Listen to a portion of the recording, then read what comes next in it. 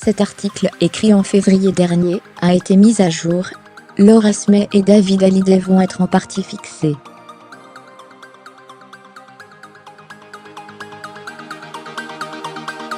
Le tribunal de Nanterre se prononce vendredi sur le gel des biens du chanteur et le droit de regard sur son ultime album, demandé par ses deux enfants aînés.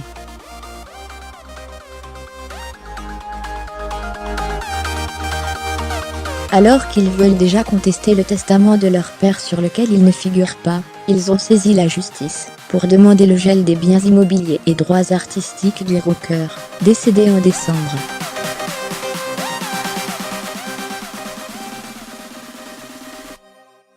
L'album posthume, nouveau motif de lutte. Laura Smay et David Hallyday ont demandé un droit de regard sur cet album, mais Laetitia Hallyday, à qui le rocker a légué l'exclusivité de ses droits artistiques, leur a refusé.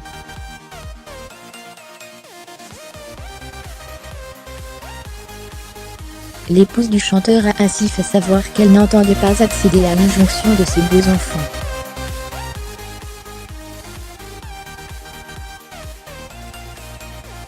Le respect de l'œuvre de leur père est primordial aux yeux de Laura Smay et de son frère, rappellent les avocats de la comédienne.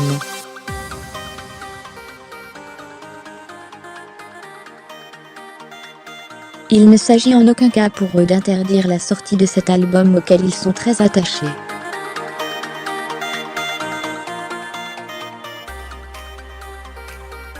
Fermez les guillemets. Johnny Hallyday avait fait écouter avec fierté le 4 octobre dernier les premiers enregistrements bruts de quelques titres de l'album à sa fille Laura, ont-ils ajouté à l'AFP au mois de février.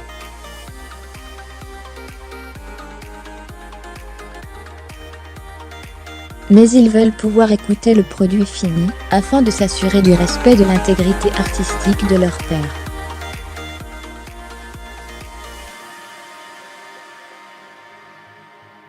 Fermez les guillemets. Warner aussi visé par l'assignation. Les avocats des enfants de Johnny Hallyday ont aussi visé Warner, la maison de disques du rocker, dans leur assignation.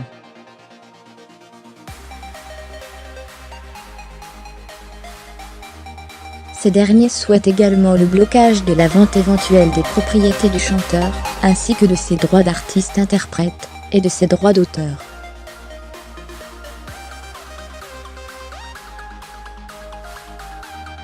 La vérité des montages juridiques et la vérité des chiffres seront bientôt établies par la justice, avait estimé vendredi Laura Smay dans un communiqué.